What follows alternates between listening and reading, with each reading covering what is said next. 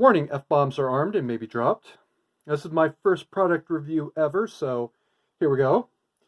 This is a commonly available one-man, 3-day emergency kit. And because I don't want YouTube accusing me of advertising again, I've covered up the manufacturer's information, but yeah, I'm pretty sure you can figure it out. So, this is the pouch that came in, and I'm going to be coming back to this in a minute. Let's get this out of the way for the moment. And move on to the contents. So, there was this emergency poncho and survival blanket. These are not particularly useful for my plans, and I can't foresee having any real use for these. So, anything that you can dump from the kit that you don't really need buys you some valuable space. On that subject, whistle. Besides the fact that it was made in China, I mean, I have no use for this. All right, the signaling that I need to do, this isn't going to prove terribly useful for. If this were a maritime kit, it'd be a little bit different. Face mask. All right. It's not unuseful. It's one face mask. It's not reusable, and it's going. All right. So here we come up. It came with 6 of these, and this was a waste of space, guys. All right. This was just ridiculous. So those are already gone. And I am going to actually be replacing it with this. All right. Now I'm going to get into this water bottle in more detail in a minute. I can replace the water every day. I cannot imagine myself being in a situation where this would not be available. Right? So now we come down. It came with this card. It has actually some potentially useful and valuable information in it. So I'm going to go ahead and keep this. Fill one out, put it in the bag, fill the other one out, put it in my wallet. This is not useless. It's not the most useful thing either. Also came with this warranty card. But this is about the stuff that expires. Most of the stuff that expires I've already covered, and it's just not useful. So I won't be filling that out. This is supposedly a one-man, 3-day survival ration pack, but it says something very interesting. Now, y'all know I was a Coastie, and right here it says U.S. Coast Guard approved and has the approval number. It also has Transport Canada approved and the approval number. Oh no! It's U.S. Coast Guard approved, so that means it will contain coconut. I'm allergic to coconut. I can't eat this. I'm going to figure out something else to do with it. Give it to somebody who's not allergic to coconut. And, I mean, I'd love to taste test this, but I can't. So, that sucks for me.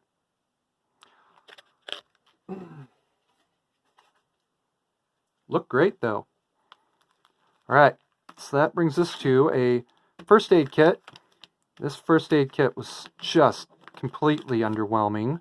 I mean, this is what I primarily bought it for, and there's like a half a dozen common Band-Aids and some towelettes, and that's it. I'm completely underwhelmed with this part. Just as underwhelming is this rubber gloves kit. I'm not going to throw these out, but it's 2 rubber gloves, and that's it. So this is basically the only things that actually survived to cut. That's not good. All right. So, I mean, well, what I'm going to do is get some more advanced first aid kit and some more rubber gloves and just kind of toss them in there. And a glow stick. I happen to love glow sticks as a person, but professionally, they're also underwhelming. So I'm going to toss it back in there because it's not totally useless, but this is not the most helpful thing in that kit. My everyday carry kit has a flashlight that's just 1,000% better. And that's the way it is.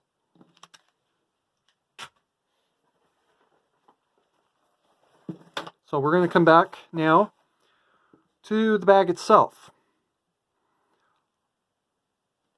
This bag was 90% of the reason why I decided to go ahead and get one of these and check it out.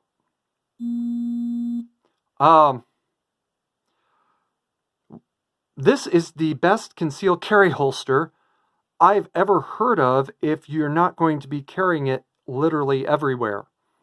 This is kind of a direct reference to something I said during one of my live streams and another recent video about having a kit in your desk in case you just need to take a gun to work and leave it in your desk. All right, so here's my gun. Obviously, it will fit, and it'll fit very, very nicely in there.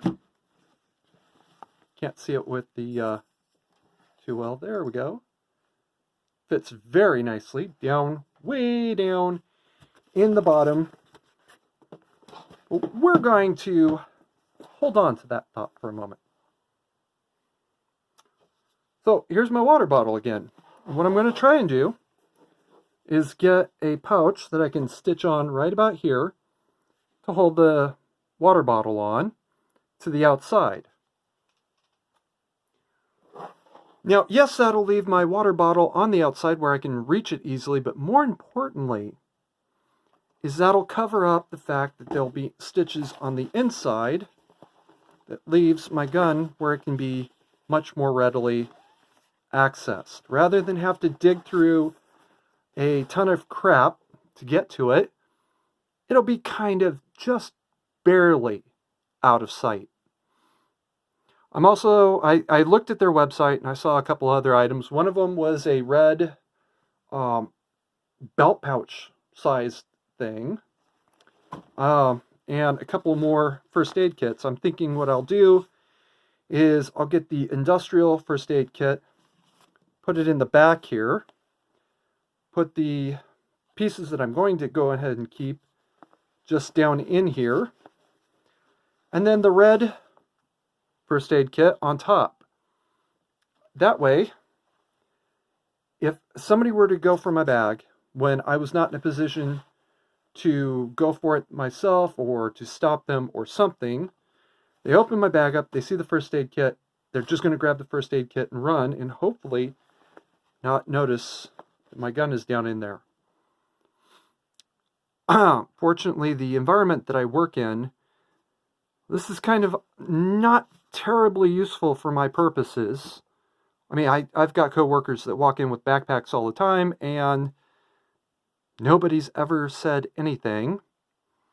So that's kind of moot for me. But for those of you that work in a gun-free zone, and you need to be able to do something to have your gun with you while you're at your desk, this might be an option. And yes, this also kind of means that you're going to have 2 guns. Well, no. If you leave your gun at your desk and just leave it at your desk, it's not a problem. If you're going to have one to carry with you when you leave or until you get to work, you're just going to have to leave one in your car and good luck. but this gives you some sort of option to work from.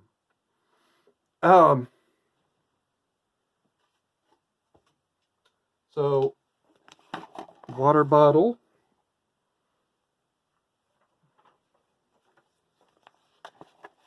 card,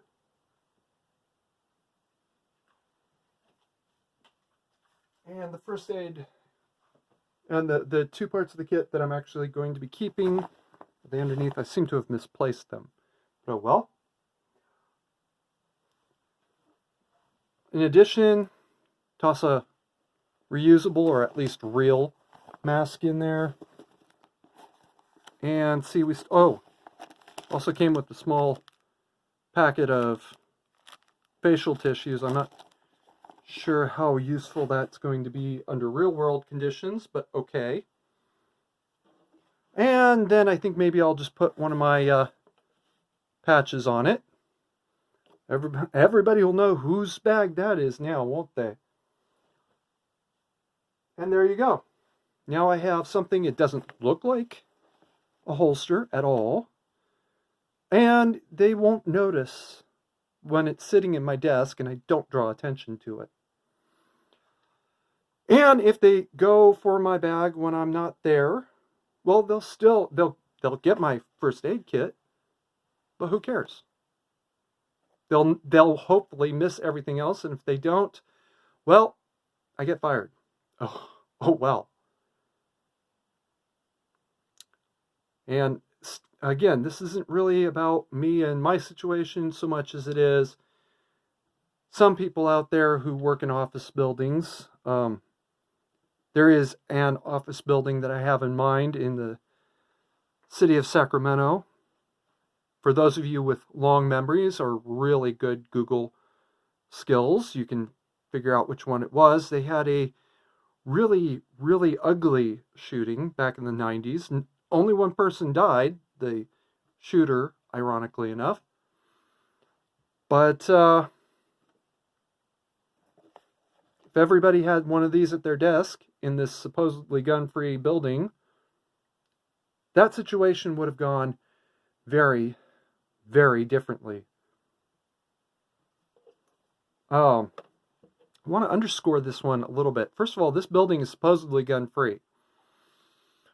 The only thing stopping people from taking guns into this building is some idea that there'll be consequences. Yeah, okay, boomer. Sort of people that do that aren't worried about the consequences anymore. And this guy was really not worried about the consequences. For him, the consequences was he was going to die and take 3 people with him. He failed in his second half of the mission, but he got his first half all right. Second of all, I have a family member that worked in that building. And he still does. I've been in that building since then. I've been in that building since Pulse nightclub happened. Nothing has changed. It is just as bad now as it was back in the 90s. So, yeah. Don't put one bad idea behind another one and say that you fixed the problem. You not only haven't fixed the problem, you've made it worse. This, as imperfect as it obviously is, will make the problem a little less bad now. So for those of you struggling with this kind of problem, here's an option. Again, loaded up with more first aid, CPR, CPR face mask especially. Toss 2 or 3 face masks in it, and you're good to go. As for myself, I think what I'm going to do with this is actually toss it in my car, which is something I've been swearing up one side and down the other that I would do. So you can stop emailing me and messaging me and texting me, people. Okay, I got the message. I'm going to add a first aid kit to Carrie's car. I'm going to continue to actually carry my gun inside with me until circumstances change and I can't anymore. But there you go. It looks like a first aid kit. It's going to have a mini first aid kit, so people get distracted by that. And it'll be enough for one man to survive for one day once I replace the food packet that I can't eat. That sucks. All right. Until next time, keep calm and mandatory carry on.